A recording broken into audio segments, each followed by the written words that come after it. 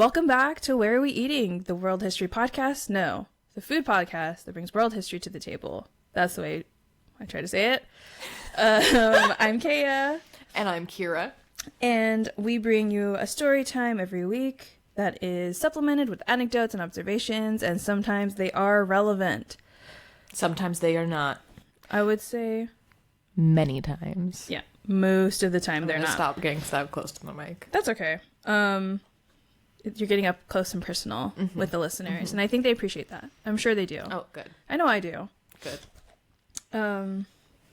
I'll probably add an editor's note like KO was lying to pop up on the screen after that.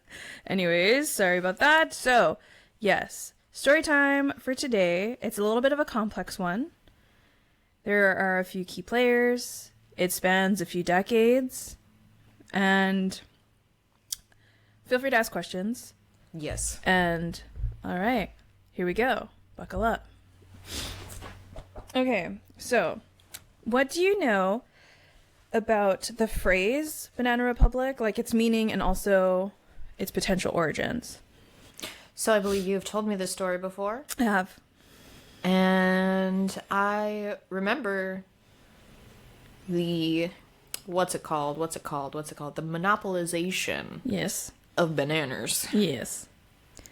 And that's all I got. That's okay. Again, I'm choosing not to be offended. I mean, but like, you're not remembering my blog. I remember your blog. I just don't okay. want to spoil it for Okay. Well, I the appreciate furtherance of this episode. I appreciate that. Thank you. You're welcome.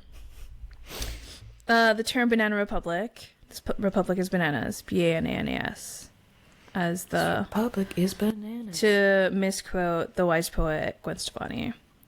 So the term Banana Republic means a nation whose economy relies heavily on the export of one type of produce or one commodity.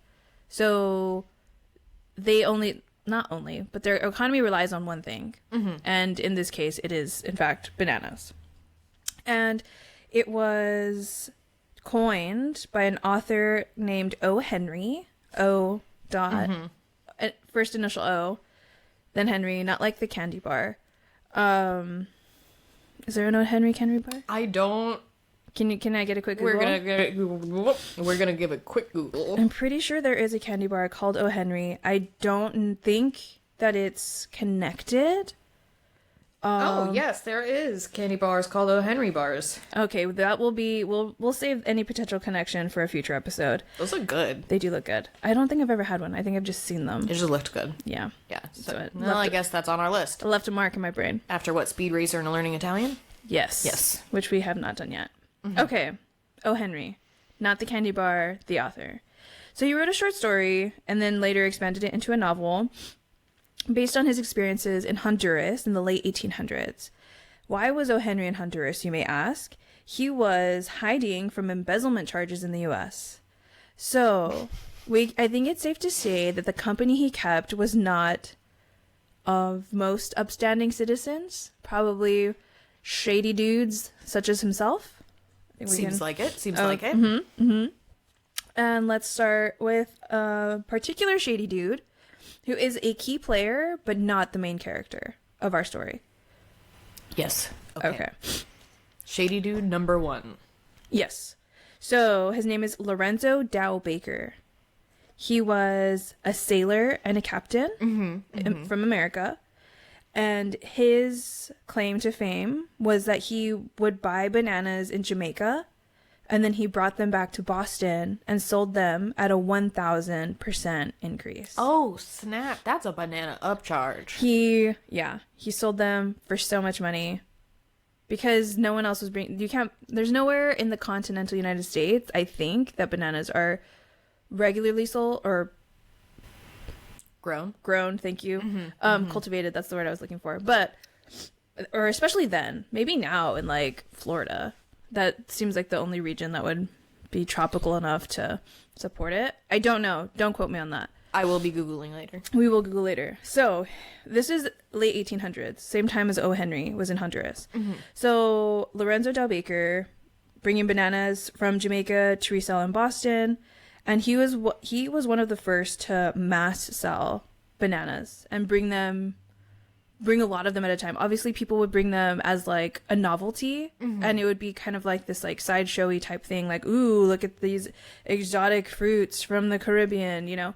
But he was one to actually make it like a regular market staple, and he made a lot of money. And so eventually, I need a tissue. Eventually, his company merged with a lot of other, like, at a certain point in the late 1800s, a lot of fruit companies that were small and independent joined, and they merged to become the United Fruit Company. And this United Fruit Company took over the banana market in the U.S. Like, they controlled the bananas in the U.S. All the nanners. And they grew to the point, and their merger was so successful that they also... Oh, I sneezed. Continue your story. okay. Okay, now continue your story. Okay, so they merged and took over the U.S. banana market and actually got their own plantations in Central and South America. So they were growing their own bananas, not just buying them and transporting them anymore. So that was the first key player, Lorenzo Del Baker, who became part of the United Fruit Company. The United Fruit Company will come up again later in the story. Lorenzo, scumbag number one. Got it. So yeah, keep it top of mind. Okay, now we move to our main character, Samuel Zemurray. I'm pretty sure I'm saying that correctly. Zemurray. Zemurray. How is this spelled? Zemmurray. So it's like Zem and Murray. Zemurray? We're gonna go with Zemurray. Zemurray. I like it. Okay, we'll go with Zemurray. Apologies to the Zemurray family if I'm saying it correctly, because I probably am. I could have Googled it. We didn't. It's fine. It is what it is. Samuel Zemurray was born in 1877 in Moldova, Europe. Yes. Yep. I remembered when you told me. Yep. Okay. So he came to the U.S. in 1891 when his dad died. He was a wheat farmer. So the dad. So they came to the U.S. and they ended up in Selma, Alabama. Interesting. So southern. Yeah. So Samuel was a teen at that time, and he was also industrious and entrepreneurial. Entrepreneurial. That's as good as it's gonna get. He had a spirit for enterprise. Entrepreneur. Nope. Yeah. I was gonna try to make it funny. Yeah. And then it didn't come out at all. Yeah. It's a hard word to say. Entrepreneurial. Entrepreneurial. Okay, I hate how hard that. Entrepreneurial. There Entrepreneurial. So we're gonna move on now because that's a hard word. It's too long, too many syllables, too many twists and turns. Anyways, he was good at business. That's what we'll say. An entrepreneurial man. Yes. So his big idea, which was very successful as well. So we know that the United Fruit Company was selling bananas. They were transporting them from where they were growing in the tropical climate of the Caribbean and Central and South America to North America, US. But there was this was still late 1800s, early 1900s, so transportation was slow. There wasn't big cold storage like there is now. There weren't fast logistics and shipping charts and stuff the way there are now, the way that something can get from one place to the other overnight. So a lot of the bananas would be either too ripe, like they wouldn't last in a market because you need to eat it today, or it'll be overripe, or they were already kind of overripe. So since those companies couldn't sell those, technically they didn't want to sell these overripe bananas, they would discard them. They just mushies. Yeah, they just were, it was just a discard. It was like a cost of doing business. They would transport a certain number of bananas, a certain number would be too ripe to sell, so they would just get rid of those and sell the rest. Oh, okay. So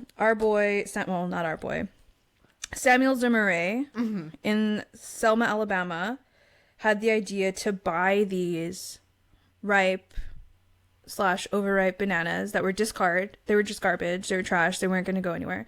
He bought them and basically like rode the rails with them, and he sold them at train stations on a certain train rides or train lines. So he was bringing the bananas. It was like a faster transportation, because he would sell them the day that he got them, just like off the train, because he was working in smaller quantities. Thrifty. So he could easily just sell all the bananas, and he made a ton of money.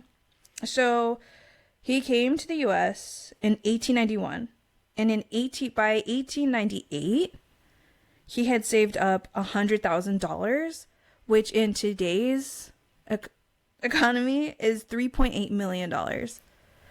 This was from the train bananas? This was from the train bananas. Like, it was so incredibly successful that he just made so much. And he was buying trash.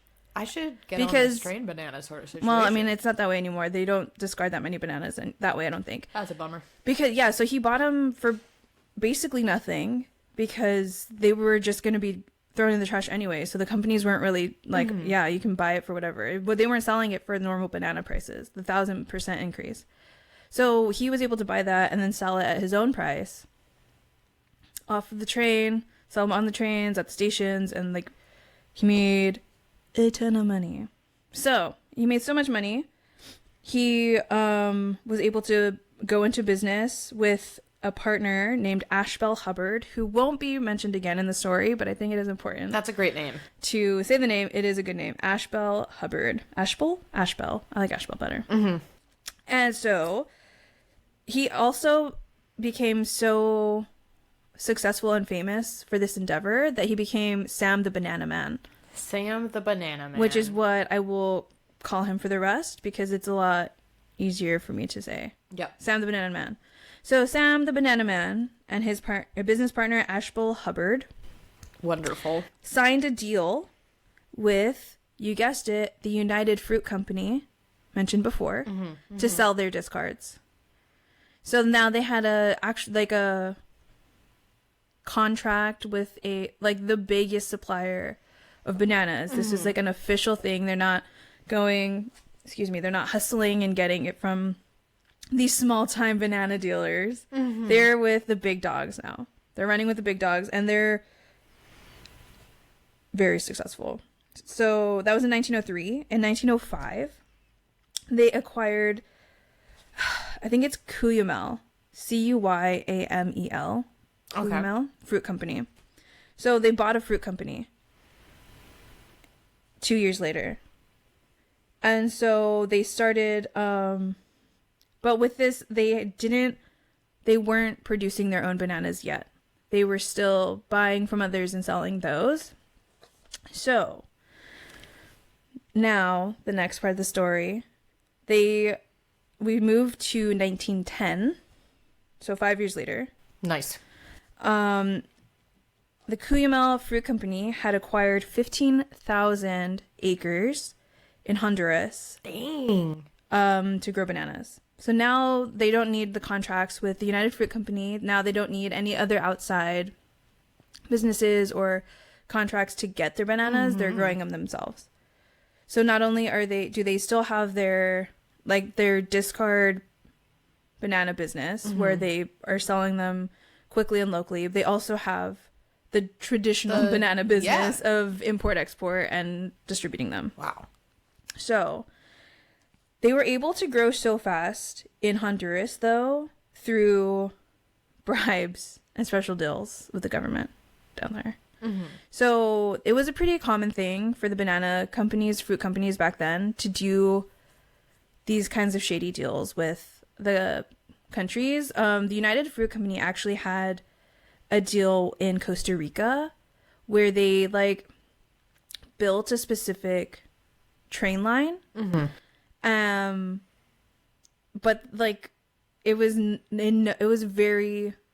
the benefit to the country was very little compared to what they got. They got 800,000 acres. They got everything tax free. These are the types of deals that they were making with the countries. Dang. And it was not good for the countries. So Also in 1910, the UK was working with Honduras because the UK had loaned a lot of money to Honduras, and now the UK was telling them you need to start paying that back. So now all of these special deals, all of these tax breaks, they need to stop because Honduras needs the taxes to be that they should have been getting all along to pay back the debt that they accrued with the UK. So, the U.S. Secretary of State made plans to actually collect taxes, and they had officers at borders and different patrols that would collect the taxes from the shipments and stuff going in and out. So Sam the Banana Man tried to, talk to this guy, maybe cut us a deal. And he said, no, these people need to pay their money back and you need to give them their money so that way they can, because you're the reason they can't.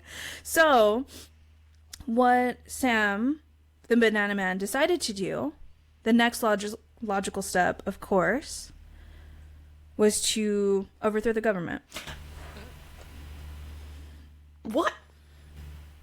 I mean, it's a quick A to B. I mean, I know you've told me this story before, but also every time I hear it. Yeah. What kind of, evil villain school did this man go to be just you know what? He went to banana school. Banana school. Banana school. I mean, this man was bananas. He was. He was Sam the Banana Man, who was also bananas. Was this a The Ring sort of situation? Lord of the Rings? But with bananas? Well, I mean... Went a little cuckoo? He became very powerful and very rich. So, yes, he was corrupted by the power of money, perhaps. I went bananas. Bananas are good. Bananas for bananas. But are they worth it for this? Anyways, so he decided to overthrow the government. So he had to get a team, of course. So the people he picked were, number 1, Manuel Bonilla, who was an exiled former president of Honduras. Okay. Yep. So the plan, overthrow the government, or overthrow the current president, Miguel Davila. That's what I wrote. Sometimes my D's look like P's. Miguel Davila would be overthrown, taken out of office, and they would install Manuel Bonilla. Okay. And who, pray tell, should be the person to get this done? Now, he enlisted the help of a mercenary named Lee Christmas. Oh my god. Which is the most cinematic name for a mercenary ever. It really is. That's a movie character. But he was, in fact, a real life person who helped Sam the Banana Man overthrow the Honduran president. Yeah, it just gets more and more ridiculous. So, Lee Christmas recruited about 100 other mercenaries in New Orleans and in the South. And of course, New Orleans. Of course. So then they sailed from there to Honduras, waged a full-out war, and they won. I have no words. It's wild. That is absolutely nuts. It's insane. It's bananas. It is bananas. It is, in fact, Bananas. Yes. So this war is bananas. So in 1910 is when their special deals and breaks were stopping. In 1912, February of 1912, former president, now president again, Manuel Bonilla was inaugurated. I can't speak today. Inaugurated on February 1st of 1912. So less than 2 years from being told you have to pay taxes to this is my new president who is going to not make me pay taxes. Less than 2 years. That is nuts. He assembled an army and took over a country. Sam the Banana Man. I mean, awful thing to do. Yeah. But the man did go for what he wanted. It's that entrepreneurial spirit. I almost got it that time. Yeah, very golem-like. Yes. Very goal oriented. Yeah. So they 1912 had a new government. They gave Sam the Banana Man and his Cuyamel Fruit Company very favorable tax and land concessions. So now they have a bunch of free land, pay little to no taxes, all the bananas they could grow. So, yeah, that is a correct response. How did Honduras fare during this? Well, they are now a banana republic. Oh, yes. That's what. Yes. Banana Republic. Yeah, the only export became bananas. That's crazy. I mean, it probably was a little sooner. He wasn't the first American businessman to do that. Remember, the United Fruit Company was already there. Yes. Doing these shady things. So he wasn't the first one. That's true. And as you look into the banana business of like other companies doing things, like this was going on all over Central America. I feel and the like Caribbean. My new term for shady business It's banana business? is banana business. Banana business, yeah. Yeah, monkey business is silly. Yeah. Banana business is shady. Yes. Yeah. So, yeah, they weren't doing well, the countries themselves, because they weren't getting any money from taxes wise. Yeah. Like, regardless. Anyways. Well, unfortunate. Anyway, moving on. So, what happened next? During the 1910s and 20s, so that 20-year period, Cuyamel Fruit Company and the United Fruit Company had pretty intense conflicts over land.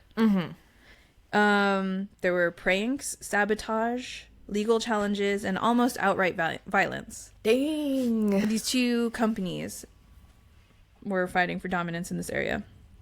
In 1928, a Cuyamel boat was found with a cache of weapons. So, was Sam the Banana Man sabotaged and set up, or was he planning another war? Who knows? That's a good question. Could have been either. So, it got to the point that in 1929, the next year, the U.S. State Department brokered a merger between the two companies because they were endangering American interests abroad. Like, they got so intense with this rivalry that the U.S. government was just like, you two need to calm down. Like, you need to calm down, hug it out, and you're one company now. Dang. So, the deal that went through, Sam the Banana Man sold Cuyamel to United Fruit Company for $31.5 million in stock and stocks, and he had to retire. Like, he wasn't allowed to set up another banana company. Snap. Like, that was the deal. The Banana Man. Sam the Banana Man was out of the banana business because he was so crazy. I mean, you can't really... I mean, like, he wasn't the only crazy one, yes. Yeah. But he was also so crazy, they were like, you're not allowed to be a banana man anymore. You've gotten 2 bananas. You have 2 bananas to be a banana man, so you're out. That's nuts. Yeah, so he retired, and then the Depression hit. He was sitting on a pile of money from formerly being a banana man, so he was fine. But the United Fruit Company was mismanaged during this time, and their stock dropped by 90%. I'm not going to say that it was because they kicked out Sam the Banana Man. I mean... But who knows? Hold on. Okay. So, because it fell by that amount, and Sam still had so much money, he bought a controlling share and kicked out the board of directors. The Banana Man got back in the banana game? The Banana Man returned. Amazing. And took back control of the company that basically forced him out of the banana business. That is nuts. Yeah. So... Nuts. Bananas. So he was in charge of the banana business again. Sam the Banana Man was once again a banana man. Yeah. So he voted out the board, and then he actually rebuilt the company. They became successful again, and then he actually retired in 1951 after a long run. What happened to the United Fruit Company, you may ask? Yes, I do ask. In the 1980s, they were rebranded as Chiquita Banana. Oh my god. That's crazy. Yeah. So, Chiquita Banana, the lady with the fruit hat, is a PR rebrand of a pretty dangerous company. I mean, I don't know. I haven't looked into like current banana growing conditions, but in the turn of the 19th century, 20th century, sorry, and the 19th, beginning of 20th, it was pretty crazy. And then even if you look into the United Fruit Company history itself, it gets worse. Dang. It's bad. But yeah, that is the story of Sam the Banana Man and how the phrase Banana Republic came to be. That's crazy. Isn't it? It's bananas. It really is bananas. Bananas. Truly. So, are bananas the shadiest fruit? The fruit with the shadiest history? It's up there, for sure. Oh, snap. But I guess we'll cover that when we talk about pineapples. Not my pineapples. Have you heard of Mr. Dole? Okay, we'll come back to that. I mean, like, of course I've heard of Mr. Dole, but I don't know what Mr. Dole did. Yeah, so we'll come back to that on a later episode. Yay! Bad fruits. Oh. Maybe we'll have our specific subsection of episodes called Bad Fruits. Bad apple. No, bad fruits is better because there are different types of fruit. So Sam the Banana Man, while he made a lot of money, I think he did a lot of shady stuff too. Yep. Sounds like it. So, that's it. All right. Well, this has been Bananas. This has been Bananas, yes. Truly Bananas. Thank you for listening. Like and subscribe. I haven't said that yet. I guess I should start saying that. We appreciate it. Yes, you can find deeply. us on YouTube, Spotify, wherever you're actually currently listening. Yeah. Good stuff. All right. Bye. Goodbye.